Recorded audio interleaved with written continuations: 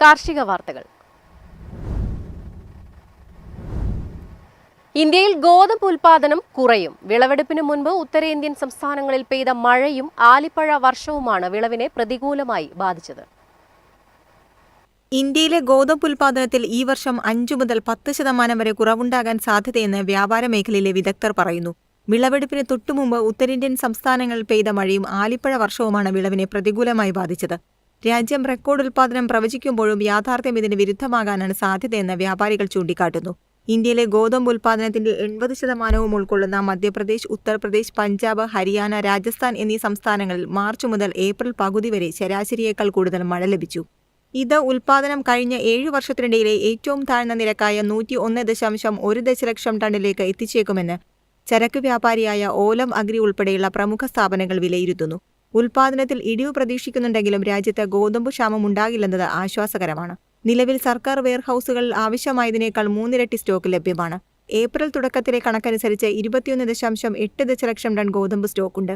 ഇത് മുൻ വർഷത്തേക്കാൾ 85% കൂടുതലാണ്. അതിനാൽ വിലക്കയറ്റം ഉണ്ടാകാതെ വിതരണം നിയന്ത്രിക്കാൻ സർക്കാരിന് സാധിക്കും. News desk MyFin TV. പൈനാപ്പിളിന് വിലയിടിയുന്നു. ഉൽപാദന ചെലവ് കൂടുമ്പോഴും വേണ്ടത്ര വില ലഭിക്കാത്തതിനാൽ കർഷകർ ദുരിതത്തിൽ. കനത്ത ചൂടിൽ കൈതയ്ക്ക് വിളവ് ലഭിക്കാത്തതും വിൽപ്പന കുറഞ്ഞതും മൂലം കൈതച്ചക്ക കർഷകർ പ്രതിസന്ധിയിൽ.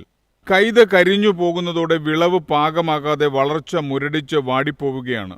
ഉൽപാദനത്തെ കടുത്ത ചൂട് ബാധിച്ചതായാണ് കർഷകർ വ്യക്തമാക്കുന്നത്. ക്രമാതീതമായ ചൂട് കാരണം കൈതച്ചക്കയുടെ വലിപ്പവും തൂക്കവും കുറഞ്ഞിട്ടുണ്ട്. കിലോയ്ക്ക് 20 രൂപയാണ് കൈതച്ചക്കയുടെ വില. ഒരു മാസം മുമ്പ് കിലോയ്ക്ക് 40 മുതൽ 60 രൂപ വരെ ലഭിച്ചിരുന്നു. 1 കിലോ ഉൽപ്പാദിപ്പിക്കാൻ 35 മുതൽ 50 രൂപ വരെ ചിലവ് വരുന്ന സാഹചര്യത്തിൽ ഇത് കർഷകർക്ക് വലിയ സാമ്പത്തിക ബാധ്യതയാണ് ഉണ്ടാക്കുന്നത്. ഏറ്റവും കൂടുതൽ കൈതച്ചക്ക വിറ്റഴിയേണ്ട വേനൽക്കാലത്ത് വില കുത്തനെ ഇടിഞ്ഞ് താഴുകയാണ്.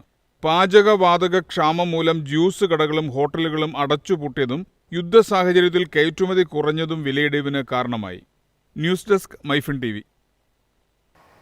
ഈ വർഷം 15 ലക്ഷം ടൺ ചോളം സംഭരിക്കുമെന്ന് തെലങ്കാന സർക്കാർ. ഇതിനായി 4173 കോടി ചെലവഴിക്കുമെന്ന് സർക്കാർ അറിയിച്ചു. ചോളത്തിന്റെ വില മിനിമം താങ്ങുവിലയേക്കാൾ വളരെ താഴെയായതിനാൽ തെലങ്കാന സർക്കാർ ഇടപെട്ട് 43.20 ലക്ഷം ടൺ കണക്കാക്കിയ ഉൽപാദനത്തിന്റെ 1/3 ഭാഗമെങ്കിലും സംഭരിക്കാൻ തീരുമാനിച്ചു. ക്വിന്റലിന് 2400 എന്ന MSPയിൽ 14.89 ലിറ്റർ ചോളം സംഭരിക്കുന്നതിന് സർക്കാർ 4173 കോടി ചെലവഴിക്കും. Telangana state cooperative marketing federation ലിമിറ്റഡിന് ആവശ്യമായ ഫണ്ട് സ്വരൂപിക്കാൻ സഹായിക്കുന്നതിന് ആവശ്യമായ ഗ്യാരണ്ടി നൽകാൻ മന്ത്രിസഭ തീരുമാനിച്ചു. രാജ്യത്ത് ഏറ്റവും കൂടുതൽ ചോളം ഉൽപ്പാദിപ്പിക്കുന്ന സംസ്ഥാനങ്ങളിലൊന്നായ തെലങ്കാന ഏകദേശം 7 ലക്ഷം ഹെക്ടറിൽ ചോളം കൃഷി ചെയ്തിട്ടുണ്ട്. ഹെക്ടറിന് 65.66 ക്വിന്റൽ വിളവ് ലഭിക്കുമെന്ന് കണക്കാക്കപ്പെടുന്നു. News desk MyFin TV.